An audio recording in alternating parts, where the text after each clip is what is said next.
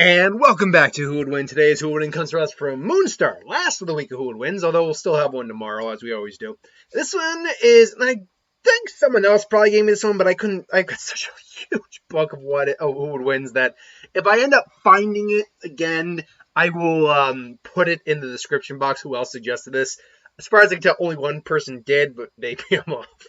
But anyway, Moonstar asked the question: Who would win in a fight? Sakura Haruno from Naruto versus Seryu Ubiquitous. Oh God, I always have trouble with the name. Ubiquitous. I believe it's Ubiquitous. I'm just gonna get up the name for my own sake. Seryu Ubiquitous. I don't think it's ubiquitous. I think it's there's a T in there. I'm pretty sure. Seryu Ubiquitous. There you go. Ubiquitous. I keep saying ubiquitous. It's ubiquitous. Or tuss. Sorry, ubiquitous. Anyway. And I mean, I could kind of see the relationship in terms of the fight. They're both women who, have a bit more anger in them, I suppose, who can kind of go a little crazy. Although Seryu is completely psychotic, whereas Sakura is just someone who kind of has a bad attitude from time to time. Even later on in the series, she still has a temper. Sakura, though, was obviously the third member of Team 7. She was the useless member of Team 7 up until late Shippuden, when she gained medical knowledge. All knew how to use the super strength. She still never actually caught up with Naruto and Sasuke, despite what she thought. But either way, so as it stands, as a ninja, she has the basic ninja training. She knows the substitution jutsu. She knows the clone jutsu. She knows the transformation jutsu. Come Shippuden, she also learned from Tsunade very advanced medical ninjutsu. She learned how to use her chakra to create the super strength effects that you see with Tsunade.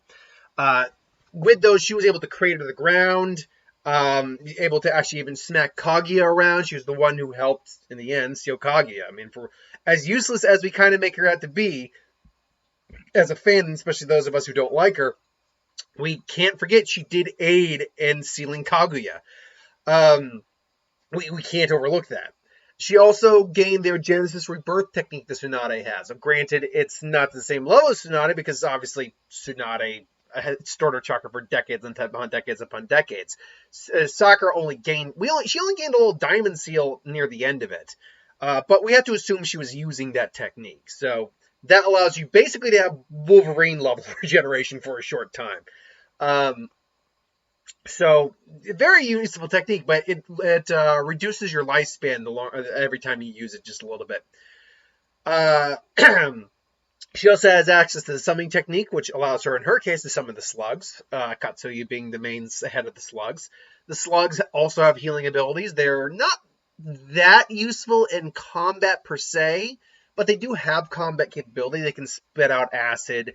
They can split and deviate into multiple different slugs. Meaning Katsuyu can't really be hurt by physical damage all that much. She can just divide herself into more slugs. Although I'm guessing there's only so many slugs she can create. The smallest one we see is basically like a slug the size of my hand that sits on your shoulder. She is solid in hand-to-hand combat though, thanks to her physical strength. She's also fairly intelligent. She was one of the smarter ninja in her class, although not the smartest. Shikamaru was smarter than her. It's implied that actually Ino and Hinata probably both had higher grades than her, but due to team balancing and all that, they were not placed on Team 7. So ultimately, Sakura is still a very capable opponent, and she's capable of identifying genjutsu pretty well, although she never trained in genjutsu, sadly. Seryu Ubiquitous. She was a member of the Jaegers, which is an elite task force, fighting force assembled by Esdeath to hunt down individuals and all that. Now, Seryu's abilities she's very dangerous. She's got skilled hand-to-hand combatant capabilities. She is also just extremely psychotic. She believes in her sense of justice. Her Tegu, or imperial arm, is known as Kuru, which is actually a living biological imperial arm. Its actual name is Hecaton. Oh God, Hecaton Carreris, but she names it Koro. It's basically this little dog that's capable of turning into this giant monster dog. And is able to regenerate even being blasted by Pumpkin's enhanced firepower. It does have a core, though, that if you were to damage it, you would basically defeat it and kill it. Its trump card, Tau Berserker, greatly enhances the physical strength and can stun opponents by roaring, although it apparently overheats after using this skill. However, her main capabilities are leaning towards body modification and marksmanship. She's a highly proficient marksman, as firepower and firearms do exist in the world of Akame ga Kill. And she has guns installed in her mouth. She actually accurately shot Shield from a considerable distance. During the battle with Mind Shield, she is shown to have a pair of tonfas that have been modified to shoot bullets. As a result of wanting to become stronger and faster, she was sent to an experiment by Dr. Stylish, where she could shoot bullets from her mouth via a hidden gun as a result of one of her many body modifications. Furthermore, her arms were severed. 2 guns were revealed to have been placed within her upper limbs used in combat, though she obviously still has hands. They're basically fake. They were removed by S.H.I.E.L.D. during their battle and later repaired. She also has enhanced physical capabilities, given the fact that she's basically a walking automaton at this point. But that being said, inside her Imperial arms, inside Koro, she actually stores the judgment of 10 Heavenly Kings. 10 powerful weapons which function as modifications to her body. She often swaps these, basically having Koro bite onto her arm, and basically she just replaces them. They go from 1 to 10, as I said, and they include number 1, Shinko's Ball of Justice, a large field that can take down large numbers of opponents. Number 2, 4 missile turrets that can be used to send a volley of missiles. Number 3, Sung Dynasty's Blade, a large sword with a giant blade attached directly to Sarah's arm. Number 4, an unnamed hookshot. Number 5, Enma's Spear of Justice, a large drill-like spear that's capable of mowing down a large number of opponents. It can be launched to be used as long range. It can also be exploded if necessary. Number 6, a giant armored or reinforced missile that explodes on impact. Number 7, Tazan's Cannon of Justice, a long-range anti-tank rifle with highly destructive power. Number 8, an arm which launches missiles. How's that different from the turrets? It was used during the Justice volley fire. Number 9, City Detonator, an arm with a radar that detects living beings in a certain area. Okay. I don't know why that needs to be stored in your dog. Why can't you just have that included in all your basic tech? Final number 9. Oh, God.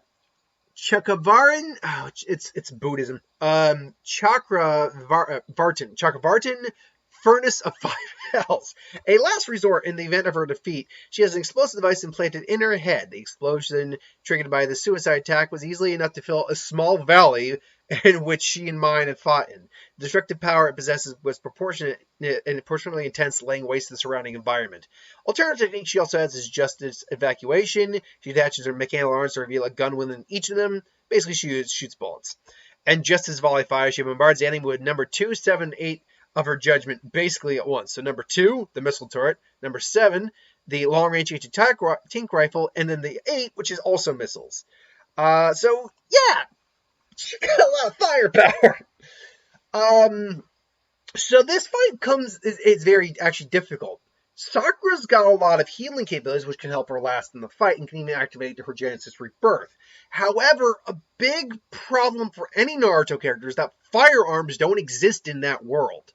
Not in this. We've seen cannons and things along those lines to some degree, especially in the movies, but we've never seen like actual guns. Whereas firearms, missiles, all that, those don't exist as far as we can tell. At least not in the traditional sense. The Azura Path of Pain can use like missiles and stuff like that, which is very odd, but it can do it. And I know in Boruto they definitely upped the tech usage in that series. But again, like true like anti-tank rifle bullets, those are just things are very rare in Naruto, if truly existing. So for Sakura to be able to outmaneuver those, that's going to be a big key. Now, fortunately, most of the ninja in Naruto do move at like hypersonic speeds. Obviously, Naruto and Sasuke have light speed levels of feats to go by. Sakura doesn't so much, to the best of my knowledge, but she's still extremely fast, probably capable of dodging low caliber fire. But that's the problem. If we're talking about range attacks, Sakura's screwed in a range attack. Even Katsuyu can't save her from that. If she's got Katsuyu blocking that, bullet's gonna go right through a slug, no problem. Katsuyu would be fine, but Sakura would be shot. And she gets hit by anything tank, let alone a missile, she's done. Like she will blow up. If you've ever seen like anti-tank rifles hit things that aren't tanks that are just like flesh and all that, if you've ever seen like ballistic gel, oh, they'll blow a human body apart. So but Sakura's also a toned warrior on the battlefield. Well, a warrior. Sakura is kind of the least warrior of the three, but she's a seasoned ninja, especially by Boruto. She's a seasoned vet, so she can definitely avoid, especially at longer range. She can definitely avoid using instinct and reflexes, all that. But the only way for Sakura to win this fight is to get in close range. And that's going to be tricky. Now, I do think she can eventually close the distance, because thanks to substitution jutsus, her natural speed that she has, healing capabilities, I think she is going to be able to close the distance, which now prompts the physical attack, or the physical fight between the two of them. But the problem here is that not only does she have to defend against Seryu herself, she's got to defend against freaking Koro in giant beast mode form. Now, fortunately, I think she's got the strength to keep up with Koro. In fact, I think Koro is actually at the disadvantage here, even using his trump card. So she's going to wail him around. Sarah, I'm guessing, would probably use the flail, but Sakura just takes the flail, just rips it and just throws it back at her. But Sarah, shoots Sakura in the gut because she's in the midair. She can't dodge. But that's not going to kill Sakura. She's like, damn it. She's using, and she tells she's got a foreign object in her, but it wasn't a through and through. It's stuck in there. So she's using, medical juice. Eventually, I think she's able to pull the bullet out. Koro, though, replaces Seryu's next. And I was like, you're going to be a tricky, such vile instance against the true justice. And, Sakura's like, okay, enough of this. Summons Katsuyu. Just, what the hell is that? It's like a giant slug? Is that an imperial arm just like you, Koro? It's like, and Koro tries to, like, eat Katsuyu. But Katsu's like, nope. Goes in a bunch of other slugs who start spitting miniature acid.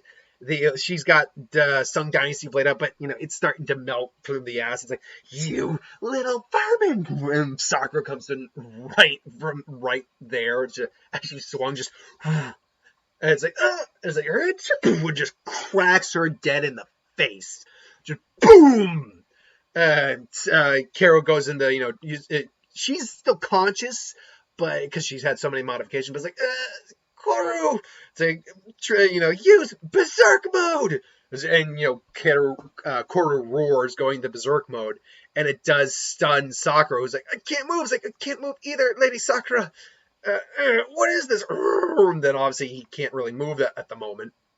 Koro says, you won't win, and obviously she goes into, she basically decides to use like her 8, which is basically just going to launch missiles. Like, take this, and tries to blast Sakura and missiles. Katsuyu, gets in the way and protects Sakura, and unfortunately, I don't think Katsuyu can actually survive a missile. So Katsuyu, actually, I think the majority of Katsuyu is just incinerated. One of the slugs though remains. Like, I'm okay, but it'll take some time to regain my strength. Like, Katsuyu, it's like, Sakura finally just activates Genesis Rebirth. It's like, you're done. It's like, no. Koro, it's like, and just cracks her and basically now just puts a hole straight through her chest. You get sorry, and she's laughing. He's like, what are you laughing about? What's so funny? It's like, even in death, justice will prevail. And she briefly explains, the detonation device. And it's like, oh crap! And she's just, she's hightailing it out of there now. It's like, cool. And she still gets, I remember watching that scene, and I'm just, in reading it too, I'm like, as messed up as this girl is, and she is messed up, you do still feel like she really loves Koro, like, as a pet and as a friend. And so when they're, like, there together about to die, it's like, it is kind of sad. They actually do, they surprisingly do a good job at making you like and care about a portion of the villains in Akame ga Kill. There are some of them that are just detestable, deplorable people, like, just terrible, terrible human beings, that you can't even grow to like at all. But yeah, she detonates. Fortunately though, Sakura Katsuyo I think would actually get a reverse summon and to get Sakura out of there, even with Genesis Rebirth. So, and even if she didn't, Genesis Rebirth would probably keep her alive, and Sakura be Sakura just be exhausted. So I will say Sakura does win this with a moderate amount of difficulty. The fact that she has to deal with firearms and long range weaponry that does not normally exist in the Naruto world is something that she would not have an immediate answer for. But she's got such medical knowledge, particularly when we get to like the end of Shippuden and Boruto, that even she had a bullet in her, she'd probably be able to not only heal the wound but pull the bullet out.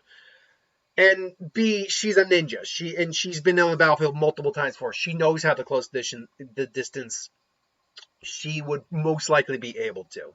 So for my money, I will put it on Sakura. I think even though Seryu's got a lot more diversity, Sakura's sheer power and just more on the battlefield experience aids her. Her techniques have less answers than Seryu's do, because Seryu doesn't know how to counter her healing ability. Add on the fact that she also has a summon that can spit acid and just like dissolve anything and survive near anything. I think Sakura would ultimately win the fight. But that is just my opinion. What do you think? You got Sakura? And by the way, if you are a Sakura hater, don't make that excuse to say Sakura loses. Actually look at what they bring to the table, be fair, and then say whether or not think Sakura loses. Yeah, be fair with this. But it's all opinion. This is all my opinion going off the information I have. Maybe you think differently, and if you do, totes cool. Not harshing you whatsoever. I've had people call me like Naruto fanboys and stuff like that. It's like, I do like Naruto. Or was it something? I've heard so many people call me fanboys for different fandoms. Like, you don't seem to get the fact that I just like all the fandoms, or the majority of the fandoms. I think what was one? Loki versus Joker, and they were calling me a Joker fanboy because, spoilers, I said Joker was going to win because he's defeated the Justice League for just with Joker Venom alone. So, I think they kind of need to take their own, their own viewpoint of how people view a fight and need to just shove it up their ass. Just because it shows them, it shows them as kind of salty. Honestly, it shows them as kind of salty. I digress. Thanks for watching. I hope you enjoyed. Like, comment, share, subscribe, and I'll see you folks later.